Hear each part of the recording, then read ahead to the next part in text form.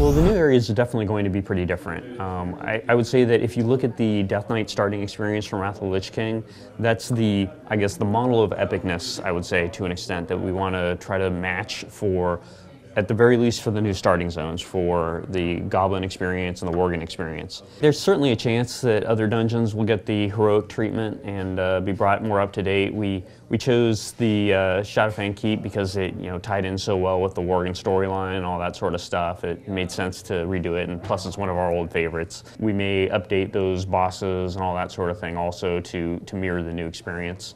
I'm guessing that's what's going to make the most sense. The guild advancement is a way to get cool stuff and perks through your guild, but it's not character power. So I think it's going to be very important philosophically for us to not be making characters a lot more powerful by having them in guilds that are leveled up. So that there isn't a big disparity in terms of what kind of content you can do because you're a level 20 guild versus a level 10 guild. It's going to be more about conveniences and perks. Things like when I first sort of revealed it in the Cataclysm preview, things like getting cheaper repairs for your durability hits, or getting things like mass resurrection, so that after you wipe in a raid, you can resurrect everybody at once rather than having your healers resurrect them one at a time. You'll be able to group up with number of people required for Battleground. And at any given time, one Battleground will be featured as this week's rated Battleground. So, for example, if it happened to be Arathi Basin weekend, then during that week it would be you'd be able to queue for rated Arathi Basin battles. The idea there is to concentrate the population, and that'll switch every week as the weekly Battleground switches. And you'll queue up as a group. You go in there, and depending on whether or not you win or lose, you'll either gain some rating and gain some arena points effectively. We may rename the arena points, but essentially what you'd be doing is getting another way to get arena points.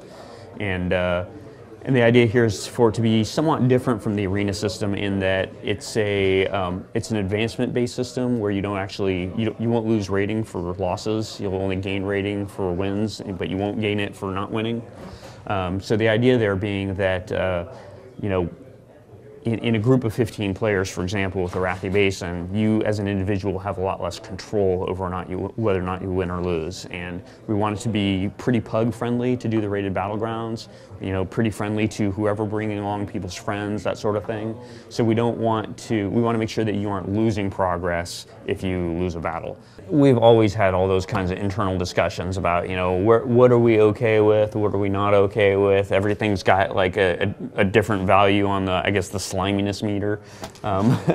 So, as much as possible, what we want to do is stay away from things that we would consider to be really kind of slimy. And, different people have different opinions about where all that kind of stuff plays out. But one of our core philosophies is for players to be able to play with each other. And the Horta Split has always been one of those things that ends up making it very difficult for people that didn't realize the implications of what they were choosing when they first chose it were going to have, especially when they didn't know that, like, for example, you end up, finding out that a friend of yours plays WoW and he plays on the other side that you do. So you'd really like to play with him at some point, but you kind of can't. You're really invested in the side that you're on, and you're both kind of stuck. And we want people like that to be able to play with each other.